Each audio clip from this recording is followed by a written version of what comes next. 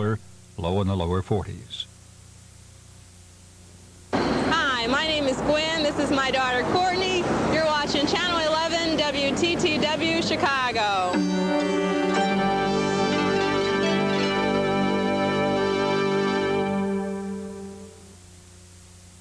59 degrees, going up to 68. WBBM News Time, 9:38. This is the WBBM Air Theater, Wrigley Building, Chicago 11.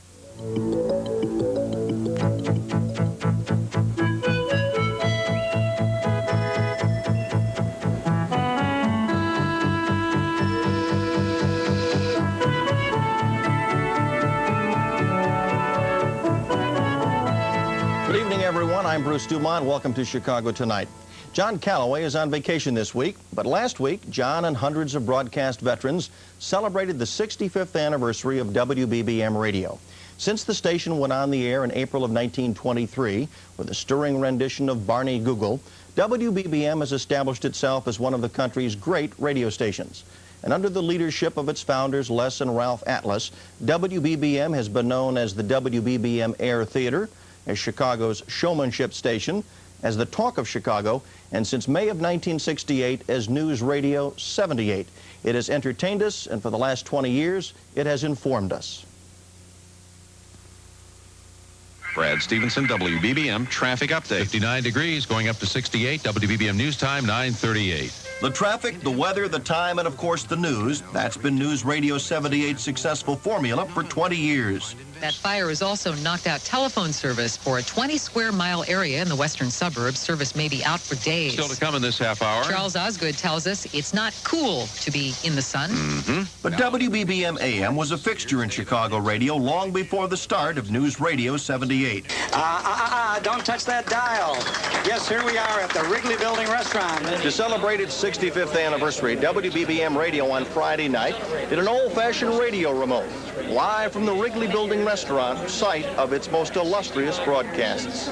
Radio celebrities from several generations joined host Chuck Schaden for a look back at some golden radio memories. This is the WBBM Air Theater, Wrigley Building, Chicago 11. Hi, you girls!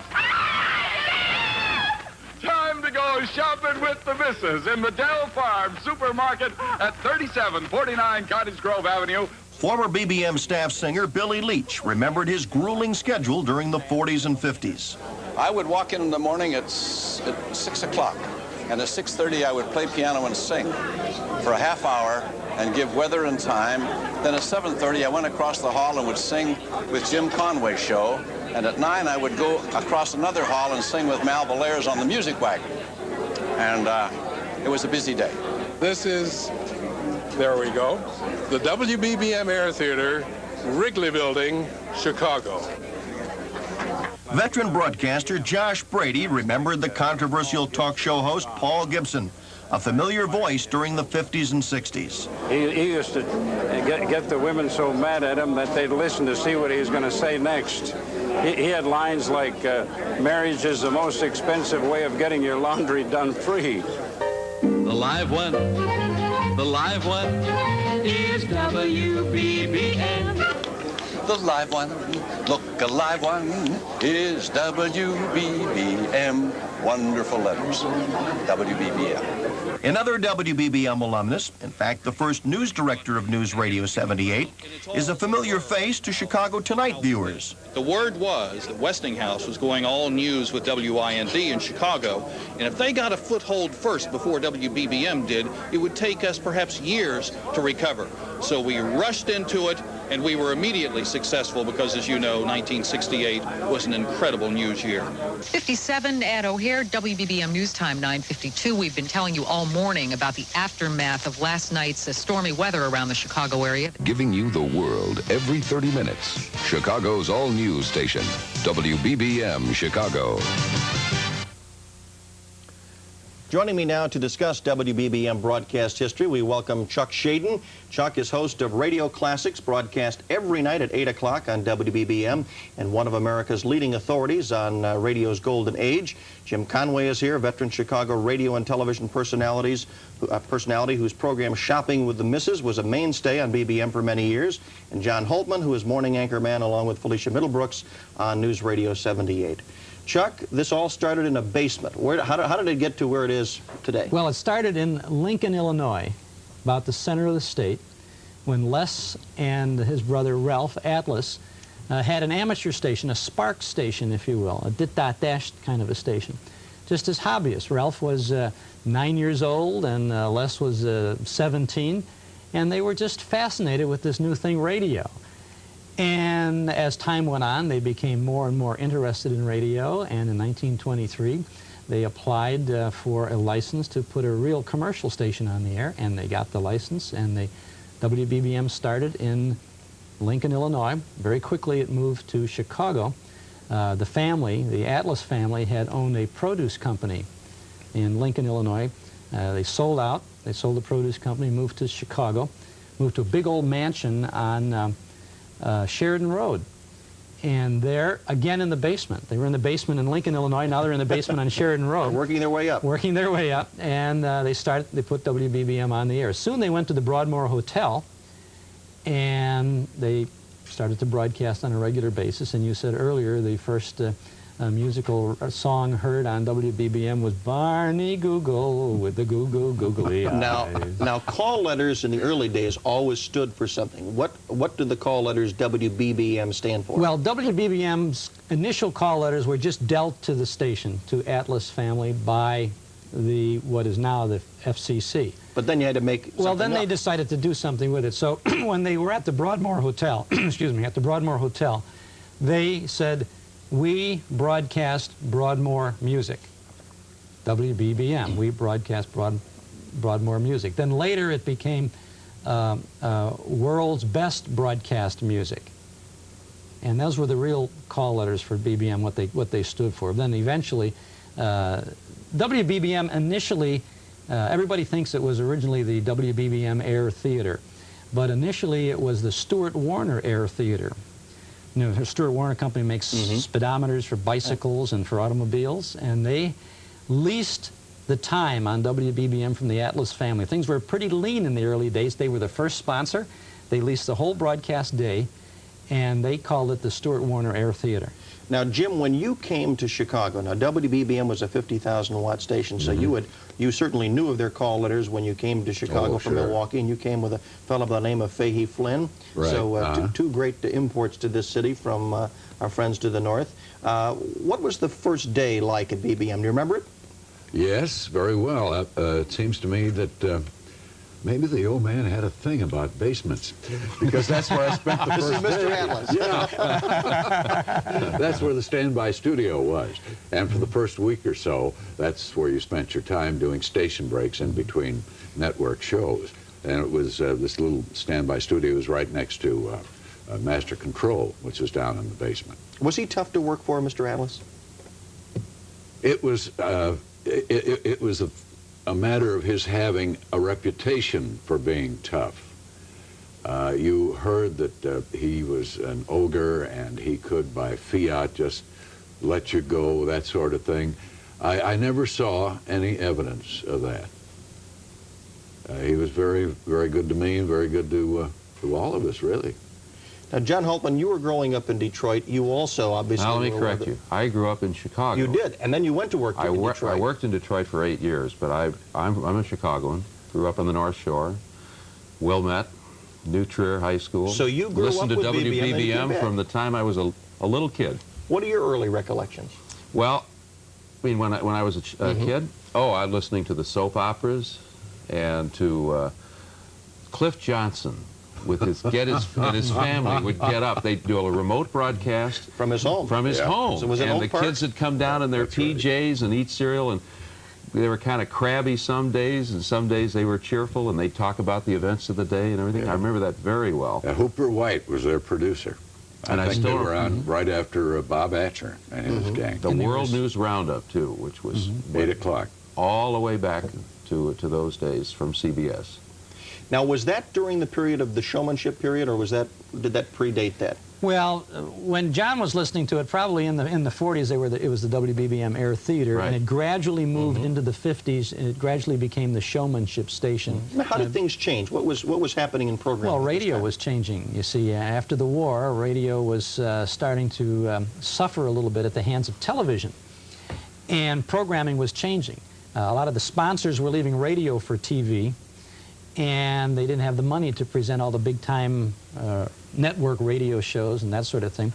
So the local stations, even the affiliates, and WBBM was an affiliate of the Columbia Broadcasting System. In 1932, Atlas sold his interest in the station to CBS, and in exchange for that, Paley gave him a lot of money, and he also gave him a lifetime job with WBBM. Not a bad deal. Not too bad. But it changed, and most radio stations around the country were going to recorded music, just plain recorded music. But Les Atlas said, we want something more than recorded music. In fact, he didn't like recorded music, so he said he wanted live musicians on the stations, he wanted live programming for the most part, he wanted all of that sort of thing. And that's when all the people like Billy Leach and Hal Carton in the orchestra and all the others started flourishing on WBBM. What was the budget? Can you remember any budget? What would it cost to run a station? There have been unable to uncover any budgetary figures at all. No. That's part of the Atlas legend. Is that right, Jim? Yes. Pay stubs? Do you have any old pay stubs? As an aside, this deal between CBS and Les Atlas seemed to encompass more than just an exchange of money and a lifetime, it wasn't a sinecure, but a lifetime job, because he ran everything in the Middle West, KMOX, WCCO, the entire owned and operated situation. Evidently, the feeling between him and New York wasn't all that much sweetness and light. One time, I was so proud of myself. Frank Stanton could not get a bedroom back to New York. This is before the days of regular flights. And I was on for New York Central, so I managed to get him a bedroom. And I was pleased as punch, and a couple of days later, I was walking down the corridor, and Mr. Atlas came up. He was never an effusive man, but this time he was very, very ebullient, and he said, put his hands on my shoulders and said, Jim, you did it. And I said, yes, sir, I got Dr. Stanton a bedroom on the 20th century to New York. And he said, oh, no, not that. The sanitary facility, he didn't use these words, the sanitary facilities didn't work, so he had to walk the full length of the car to take care of himself. And he thought that was magnificent. How many shows were on each day, though? I mean, it wasn't 5 or 6 shows. There were what? Oh, they were on from 7 o'clock in the morning till 6 o'clock at night. And they would run shows. From what, 5 minutes to 10 minutes, 15 minutes, half an hour Quickies. shows. They had a morning show, an afternoon show. They had a program called the Gold Coast Rhythm Show, which was a quarter hour in the morning and again in the afternoon. It had staff writers were writing the comedy on this show. They had 5 or 6 people doing the talent, and in between all the comedy lines, they were inserting commercials. They sometimes got 10 or 12 minutes worth of commercials in that show. It was that's one of the reasons why Les Atlas... Was Mel Bellairs involved in Not on the Gold Coast show. Mel Bellairs had the Music Wagon That was program. a fellow by the name of George Watson. It was written by Mort Hall, and later on Art Thorson helped him to write it, and a fellow by the name of Young and Beautiful, or Bill Bell. Bill Bell. Helped Lee's husband. And it was just the most incredible thing that you've ever heard. Was everyone working exclusively at this point? I mean, were they also working at WMAQ? Were they running over the merchandise? They were all working exclusively. Everybody worked for BBM. And that was it. That was it. And the reason that CBS in New York left Mr. Atlas alone to run this Midwest operation for CBS and WBBM was because he brought in the money. The money was there. They never had to worry the whole long length of time. And why? Because he was pumping 10 minutes worth of commercials. They didn't worry. And that 15-minute show. They also couldn't find the records. Good business. That's showmanship as well. In introducing you, Jim, we talked about Shopping with the Missus, which is one of the shows that you were most closely associated with in your distinguished radio career in Chicago. And we're going to take a listen to an excerpt of that show right now. morning to you. This is Jim Conway once again, this time for Mill Knot. We trust that you're using Mill Knot in all your cooking and baking. The Mill Knot folks every day bring you a transcription of Shopping with the Missus. Visits with homemakers, friends, and neighbors of yours all over Chicagoland. And here's our Shopping with the Missus for today.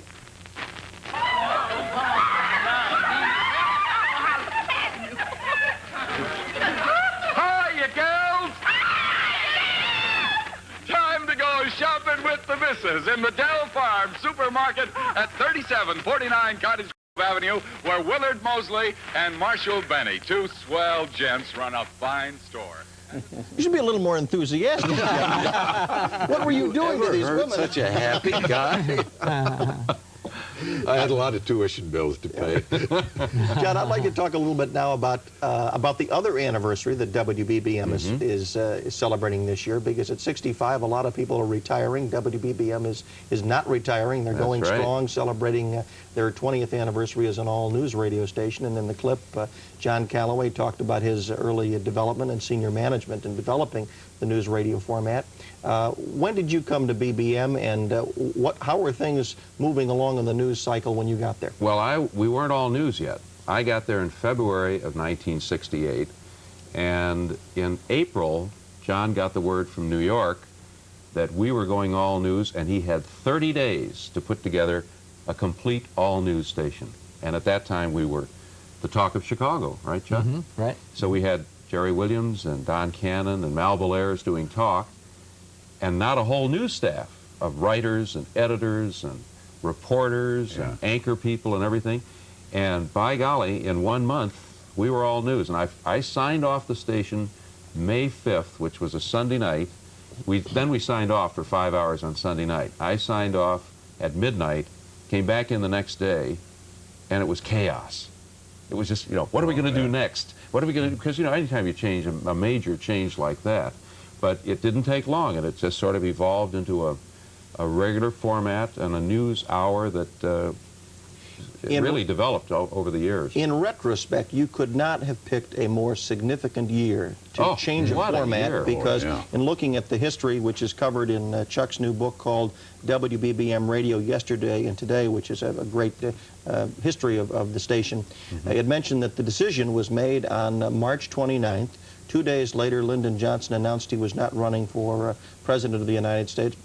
Martin Luther King was assassinated less than a week. Was less than a week later. So that was a rather turbulent time, not only historically, but in Chicago radio. Well, the Democratic conventions, too, later in the year.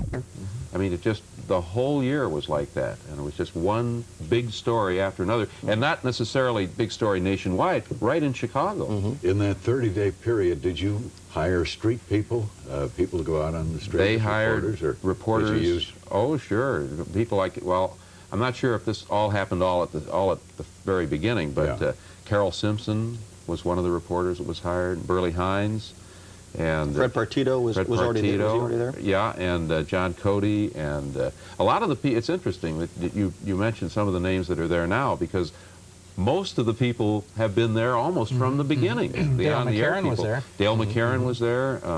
So Dick Helton and Len Walter and Sherman Kaplan came within the first year of All News. Well, when talking about the historic significance of what was happening in the world in 1968, again, being interested in broadcast history myself, if you were to look back at the period from April 5th to May 6th of 1968, it was also significant for Chicago radio, because it was during that period, it all started when Howard Miller was fired from WIND for making some comments concerning the police and the disturbances that followed the assassination of Dr. King. And when Howard left, stepping into that vacuum was Wally Phillips. That's when he became #1 in morning radio, and that's when everyone started to shift. BBM was all talk.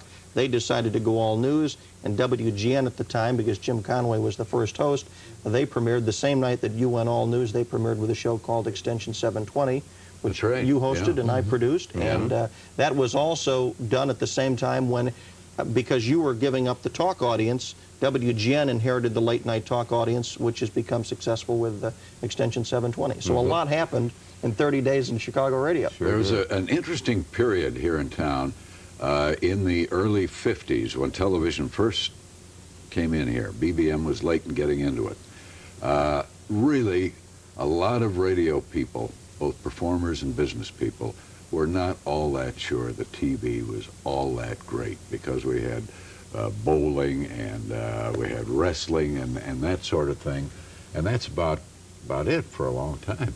And it seemed to many of us that we like to keep a good solid foot in the radio end of it, just to make sure before we jumped off the springboard. Well, you mentioned that because you were slow, or BBM was slow to get into television.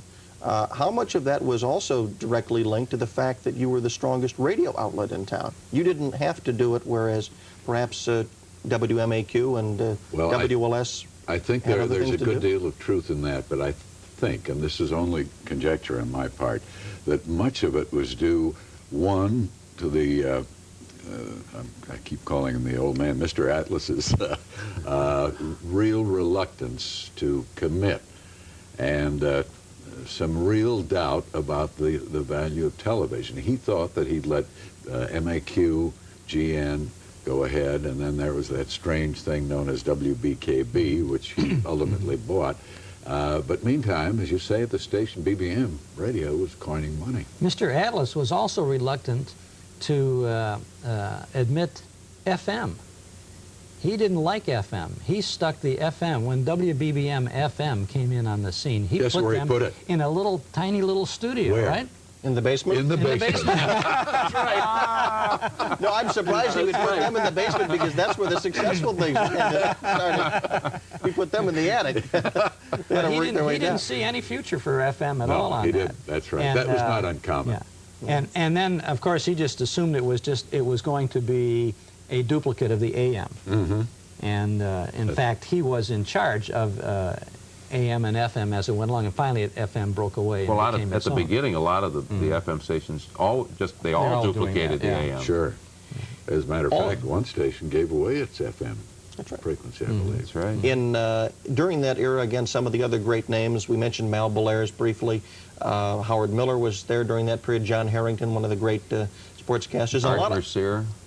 Paul Gibson. Paul Gibson was, and Lee Phillips, the lady and the tiger. That's right. Gibson would infuriate his largely female audience, as he had to be the world's #1 male chauvinist, and he would go on the air and he would say that if you want to be a successful housewife, you have to be a housewife, and you want to take care of your husband, make sure that when he comes home from work, you have a nice hot dinner on the table, and you prepare that for him, mix him a martini, and he would go through.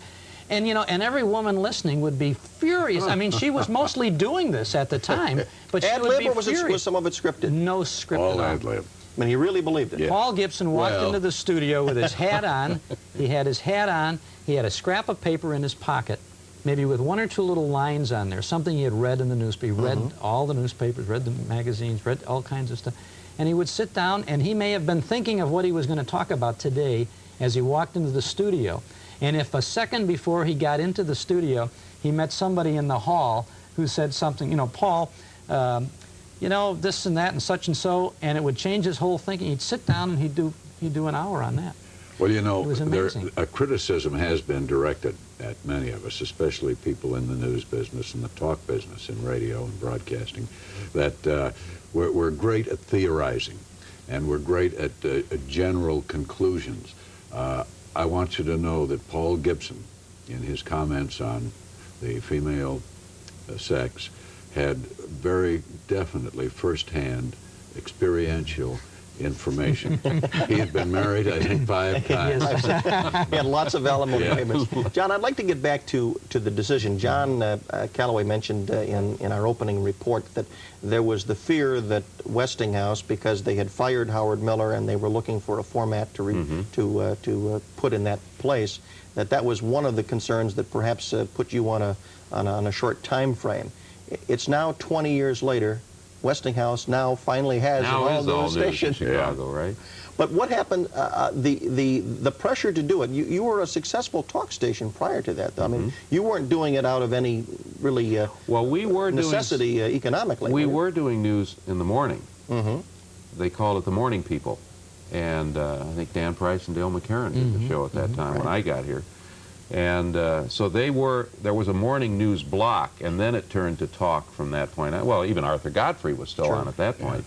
But there was a news block to build on at that time. But Westinghouse had gone all news ahead of us in New York, and I think in Los Angeles.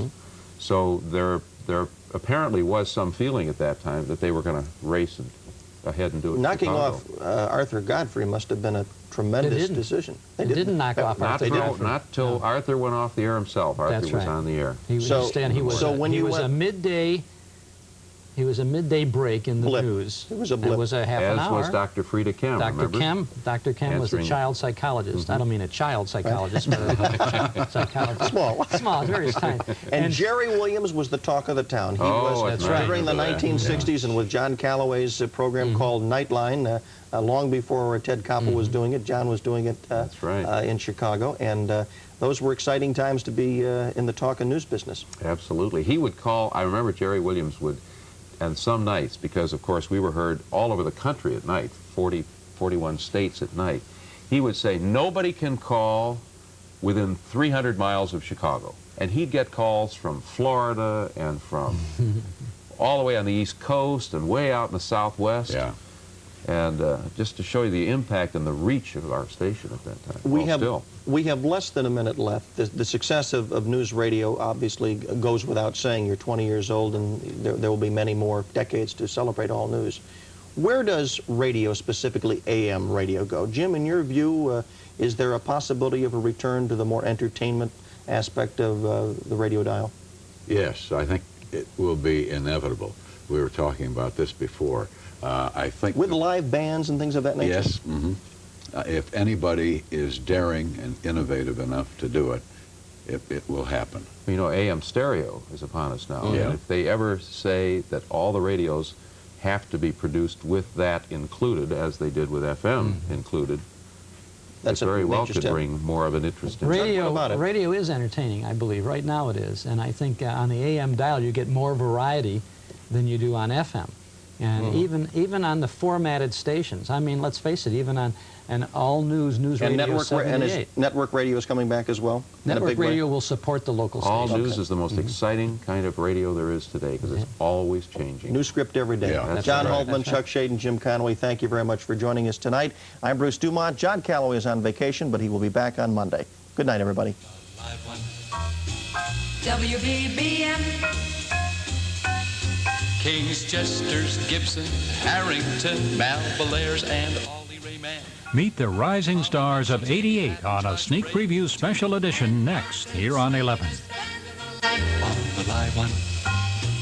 The Showmanship Station. The live one. WBBM. E.J. Hoffman, Faye Flynn, Joe Foss, and Harold Stark. Big Bob Vegas, Carol March, and Skydoters make their musical mark on the live one.